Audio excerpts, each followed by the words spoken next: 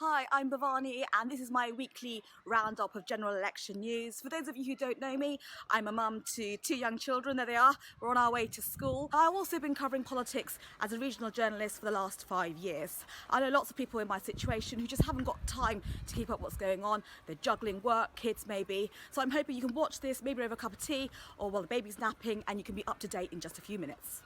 Okay, I've done the school run, so this seems like a good time to talk about some childcare pledges that have been made this week. I know lots of people who are going to be interested in that. The Lib Dems are offering 35 hours of free childcare to all kids aged between 2 and 4, and parents who are working can take up that offer from when their baby turns 9 months, so a lot younger than what's on offer right now.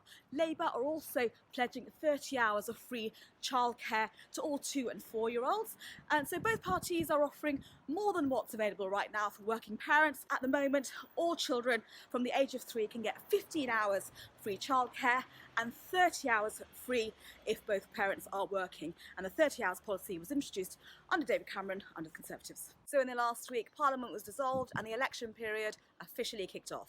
So it wasn't a great start for the Conservatives. On the same day that Boris Johnson was launching his campaign saying he wants to get Brexit done, there was a high-profile ministerial resignation. The Welsh Secretary stood down over claims that he knew that a former aide sabotaged a rape trial. There's also been fallout from some comments that Jacob Rees-Mogg has made.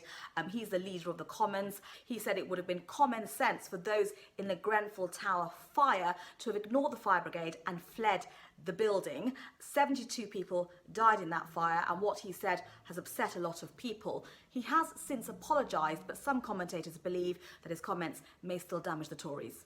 Labour's had its own woes. Its deputy leader, Tom Watson, is standing down. He says for personal reasons, but it's long been known that he's had differences with the party leader, Jeremy Corbyn.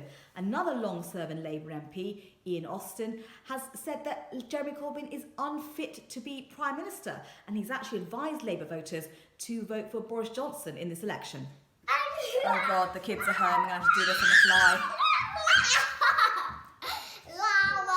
There's also been a lot of chat about money this week. Both Labour and the Tories are talking about big increases in government spending on public services by borrowing more. Now, this is a change in approach by the Conservatives, although there are differences in how much each party would spend.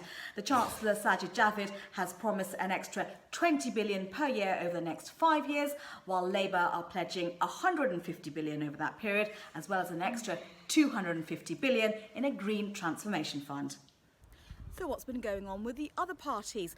Well, 3 pro-Remain parties, the Green Party, Plaid Cymru and Lib Dems, have formed an electoral pact and have promised not to stand against each other in 60 seats up and down the country.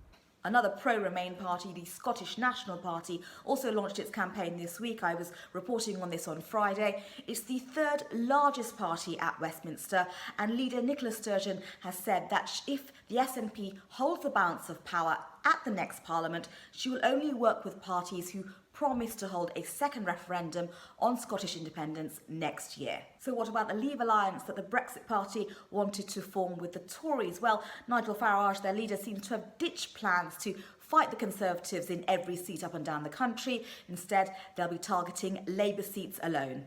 Well, that's my roundup of the week. I've tried to pack a lot in, but it's by no means comprehensive.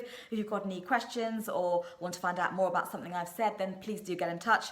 We've got 4.5 weeks to go until that general election.